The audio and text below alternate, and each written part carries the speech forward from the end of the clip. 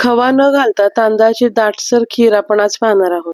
तर या मोठ्या चमच्याने मी 2 चमचे हे तांदूळ घेतलेले आहेत. हे बासमती तुकडा तांदूळ आहेत. याला स्वच्छ धुवून घेऊया आणि 1 तासभर आपण याला भिजवून घेऊया.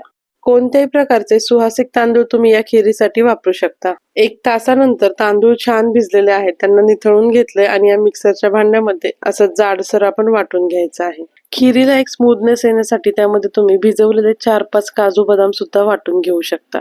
अर्धा लिटर फुल फॅट दूध आपण इथे तापून ठेवलंय. आता या पॅन मध्ये 1 चमचा तूप घेतलंय. त्यामध्ये हे सगळे तांदूळ वाटलेले ते काढायचे, ड्रायफ्रुट्स घालायचे त्यामध्ये आपल्या आवडीनुसार आणि हे छान परतून घ्यायचे. तांदळाच्या जर गाठी होत असतील तर त्या अशा मोडून सुद्धा घ्या. दूध जर आधीच तापवून घेतलं असेल तर ते पुन्हा आता गॅसवरती आपण तापायला ठेवायचे आणि भाजून घेतलेले ड्रायफ्रुट्स आणि तांदूळ यामध्ये घालायचे. केसर घालायचं, यामुळे खिरीला छान फ्लेवर येतो. विलायची पावडर किंवा हे असं जायफळ सुद्धा किसून घालू शकता.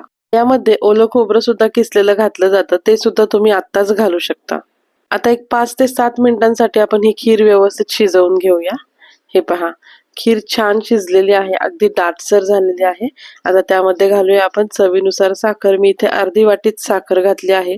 साखरेचं प्रमाण तुम्ही तुमच्या आवडीनुसार कमी जास्त करू शकता. साखर मिक्स करून घेतली. हे पहा, काय मस्त टेक्स्चर आलं या खिरीला. केसरमुळे फ्लेवर तर छान आलेलाच आहे, पण या खिरीला असा एक पिवळसर रंग सुद्धा आलेला आहे. पितृपक्ष विशेष तांदळाची खीर आपण याआधी सुद्धा केलेली आहे. त्याचा डिटेल व्हिडिओ तुम्ही आपल्या चॅनल वरती जाऊन पाहू शकता. चला तर ही साधी सोपी खीर तुम्ही सुद्धा ट्राय करा.